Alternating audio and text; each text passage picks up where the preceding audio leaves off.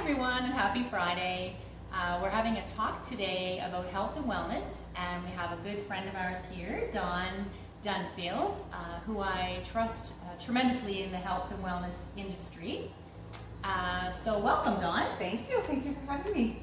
I'm excited. This is going to be a good chat. So tell us about you, Dawn, and how long you've been in the industry. I have been doing some version of health and wellness for about 20 years now. So it started a long time ago. It started with teaching fitness classes. It has since evolved into corporate wellness, and I've even gone into retreats, wellness retreats since then as well. Awesome. So, I love Dawn's retreats. Yeah. I love hosting them. They're fun. They're so much they're fun. a lot of fun. Unfortunately, So much they've been fun. put on pause Yeah, for a while. But like everything else. Exactly. Yeah. So hopefully soon. Yeah. So that's kind of my professional background. Yes. Nice. Yes. So Dawn is here with us today. We are going to be talking about COVID and how that has affected people's health and wellness. And Dawn has some great ideas as to how we can get out of the COVID buzz and move forward and Just a better way to navigate through it all. Yeah, and to take some steps, maybe some simple steps to help us through, and that's what we're going to talk about today. Wonderful. Okay. So as we all know, back in March, our health and wellness, and our wellness as it relates to not just physical wellness, but all aspects of our wellness, Absolutely. was impacted by what has happened around the world with COVID. Yeah. And even though that's very much still happening and is just as serious now as it was then, there seems to be a bit of a mind shift in how we're living, and it feels Right. to me like people are ready to start taking care of themselves again. Right. Where when it first came on the scene, we were all housebound. It was the middle of winter for a lot of us who live in this part of the world anyway. And it was panicked. very abrupt. Like it was a hard pill to swallow. So it's Absolutely. mentally, physically, socially, it's affected us in so many Draining. ways. Exactly. Yeah. Yeah. And you know, Yeah. like you said, physically, Yeah. socially, absolutely, Yeah. emotionally and mentally as well. Yeah. Financially for a lot of people, Yeah. and even environmentally, because in your home where you were used to X amount of people being around on any given day, there may have been all of a sudden the whole family was there Sure. all the time. So Yeah. that has a huge impact on your wellness Yeah. as well. So Yeah. even though we're going to talk a lot about physical and emotional today, we've got to remember that it's a different experience for everyone. And for a lot of people, it maybe didn't affect their physical wellness all that much. Right. Maybe it was more of an emotional or a financial or whatever impact. So Yeah. recognizing that everybody has gone through a different experience, even though we're kind of all going through the same situation. Yeah, together. So, and you know, physically, I kind of thought it was just me. I've had, sore neck and sore knees and just different things that I've never really had before. And then I started talking to my friends, and it seems like they all have been experiencing the same, like everybody's had, you've had We shoulder discuss pain weekly, and like my shoulders and my neck, it's always been a huge issue for me, but I find since dealing with COVID, things have gotten a little bit worse. just because we're Well, women tend to carry stress, On their emotional shoulders. stress in their neck and shoulders Yeah. anyway. Yep. And so then you combine things like spending more time in the home, so neglecting the exercise routine you may or may not have had before COVID, Right. but also spending a lot of time on devices. Yeah. So in this position with the head forward I or agree. the shoulders up, and plus the additional stress of COVID itself, making people even more tense than they Right. were. So, and another point too, I think is important to note, that if you were working in an office and all of a sudden you're working at home, not a lot of people have a home office setup with proper ergonomics setup with, the right height of the desk and so on. Right. So if you're on your laptop for 8 hours a day doing what you would normally have done Even in the your office, screen. yes, Being so far away from your face is a big. exactly. So you're either craning Yeah. to see your screen, or you're sitting on your couch Yep, with your laptop on your absolutely. lap doing Yeah. this. So of course it has had a huge things are going impact to hurt. on Yeah, our That's bodies. what's wrong Doesn't with make me. sense. It all makes sense now. It does make sense. I agree. You do It's have to true, think of all though. these things Yeah. that we didn't have to think of before, Yeah. and plus we lost that routine that we had, and as you said, it was Really? very abrupt. It was abrupt. It seems that on Friday everything was kind of good, and then all of a sudden by Monday everything was shut It's down. just- There was no going to the gym. There was no even going outside really. And as far as the physical wellness goes, our routines just got, and we're creatures of habit as a rule, and to have that just so Right. abruptly taken away was hard on a lot of people. Yep. And though some people very readily adapted to that by switching to virtual fitness classes and so on, or just getting outside, some people need that routine and that structure Sure. of at Yeah. a certain time of day, they're Yeah. doing a certain class with a certain group of people, Yeah. and to have that social and physical element all of a sudden yanked out from underneath. Well, I was a have huge two toll. teenage boys who are very used to being full out 5-6 days a week. Being Right. very, very busy. And everything came to a Yeah. complete halt. So that has been very stressful in that sense too for them. So dealing with how to help them has been another stress. Sure. You know, the school is completely different now. Like, and I don't even know what the school year is going to look like for them. Like, it's And the unknown is another the huge unknown stress, you is, know. and going out, like, let's face it, just going out to do anything is so much more stressful now. Absolutely, yeah, and we don't know what's ahead. It's okay for us to make plans and Yeah. to start to think about, okay, we're ready to start taking care of ourselves Yep. again and eating better and Yep. moving our bodies in Yep. ways that feel good to us.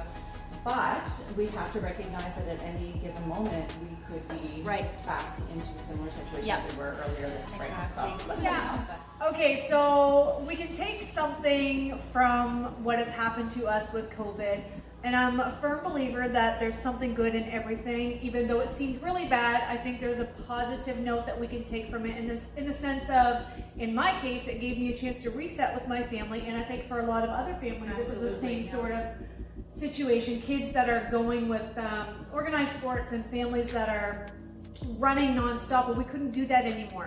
So I think it gave us a chance to kind of appreciate our home life, connect with our kids a little more, and maybe reevaluate our priorities. Are your priorities, exactly. Right. Yeah. Almost like setting the reset button on a lot Yeah, of aspects exactly. of your life. Yeah, Yeah. absolutely. Yeah, and I found the very same thing.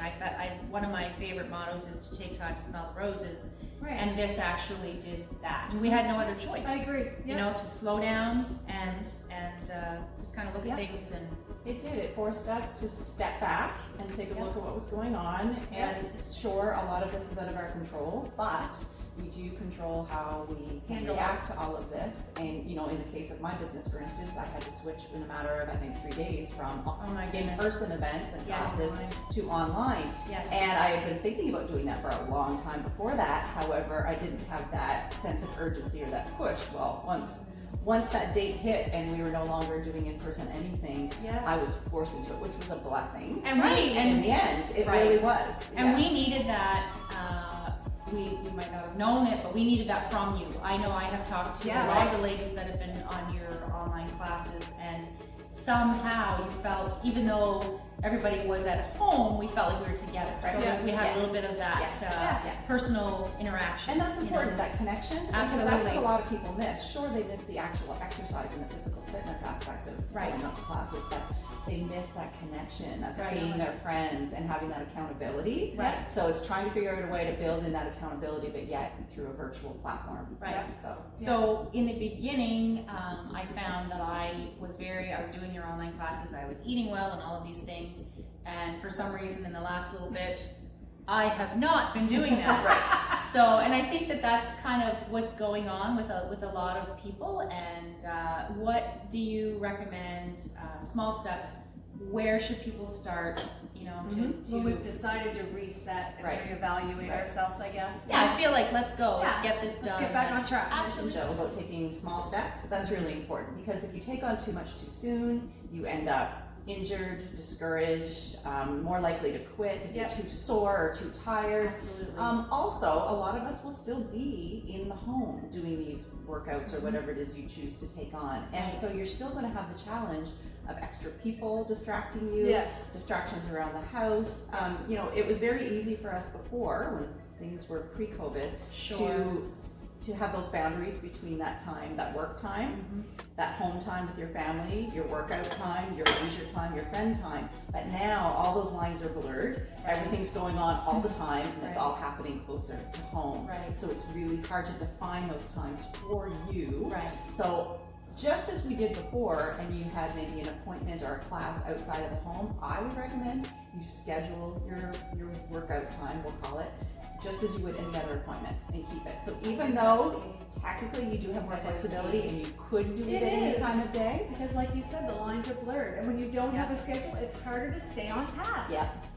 It just is. So maybe deciding if 9 a.m. works best for you because that's when everybody else is busy or out of the house or whatever, then that is your time, and you do your best to keep that appointment with yourself. Right. I think that's a really good way to stay It on is. track and to get into a good routine this fall. I like that. Yeah, and again, finding something that you really like to do, and not necessarily picking a class or an activity that everybody else is doing just because you should. Yeah. And one of the pick one things those. with doing online that I love is that if you can't make the class at 9 a.m., there are so many in the library that you can choose from at any point in your day. You know, there's always something available to do. Exactly, because life happens, things come up. Life happens. So that flexibility, that is one kind of great thing about the virtual world I of agree. fitness right And now. I never thought about that before, you Yeah. know, and I guess COVID has really pushed us in that direction, and I think it's good.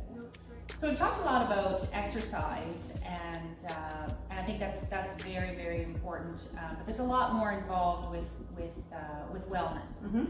Absolutely, especially actually, there's more to physical wellness than just the exercise portion. We Right. tend to focus on that, and that's been a Right. lot of our discussion so far this morning. However, nutrition is a huge part of your physical Right. wellness. Sleep, the amount of sleep you're getting and the quality of the sleep you're getting is also a huge part. And also stress. So those are Right. all parts of your physical wellness. And Right. again, we mentioned there are other dimensions of wellness, you know, financial, environmental, social, Sure. family, that kind of stuff too. Right. But yeah, so sleep, stress, and nutrition. So eating well, because you can exercise until the cows come home. Yes. But if you're not eating well, you're still not going to feel the best you could be feeling. Right. And that's probably, you know, just to speak to my experience with this whole transition we've all been in this phase since March, is that the exercise obviously was no problem. I was teaching classes regularly and moving all of the time. Right. However, being in the house without that routine Right. really threw off my healthy eating that I was Right. used to. It really, and I don't even know if it's still recovered, to be Yeah. quite honest. We're all trying. You know, but we're all in different places with this. And even though at any given time in life, your life is not probably, all those dimensions of wellness are not perfectly balanced anyway, this has added a whole other element of Absolutely. imbalance, because maybe your physical wellness and your financial and your emotional and your environmental wellness was really good prior to March, and then this has really thrown you for a loop. Right. That things are going to fluctuate, and in 2 months' time they could be totally different than they are today even. So we have to recognize and honor that changes, and it's Right. okay, and it's Right. okay to focus on different things. Right. So I've given myself permission to focus on the physical, focus on building my business while this is happening. So the occupational wellness, which is something we haven't talked about either, Right. and you've been through a similar transition. Right. But I've given myself permission to focus more on those things. Right. Still be mindful of how I'm eating and how I'm fueling my body, but recognizing that there's some work to be done there too. Yeah. So just honoring that we go through different phases and we have We're different. not perfect. We're not. No, we're not. And the notion of balance kind of always has annoyed me a little bit, Right. because I don't think it's possible unless you're Right. driving yourself. You know, you're really, really pushing and exhausting yourself in the process to aim for this perfect balance. Which develops a new problem. Well, you know, exactly. really, Right. when you're always Yeah. trying to be perfect, yeah, I think it's not just gonna happen, but that's okay. yeah, recognize It that is okay. It is okay. Yes. Right. Yeah. So I know Right. we've talked a lot about the physical side and some of the things that we're experiencing. Specifically, you two have talked about neck and shoulder, and I don't imagine you're the only ones out there feeling that way. I have some stretches and some movement planned for us Yay. this Sounds morning. perfect. So we can Yes. take that outside and go through some movements that may give you a little bit of relief. That sounds great. We'll see you there.